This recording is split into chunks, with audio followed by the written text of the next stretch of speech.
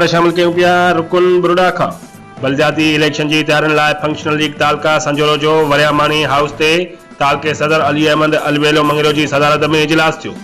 इजलास में ख़ुसूसी तौर MPA खलीफे वरियाम फकीर खासकेली, MSF ज़िले अगवान काशिफ रज़ा मेतलो, मीरो खान बुक्की, साहिल महर, न्याज जुनेजो, गुलाम मुस्तफा सुमरो, आकिब मलक, लाल बख्श कोसो समेत बिन अगवाननि शिरकत कई। इजलास में बलदियाती चूंडनि बाबत अहम फैसला किया विया। इजलास के MPA खलीफे वरियाम फकीर खासकेली खिताब कंदे चयो त बलदियाती चूंडनि में भरपूर हिस्सो वठी ज़िले सां गॾु फंक्शनल लीग जे मुखालफनि खे घर भेड़ो कंदासीं।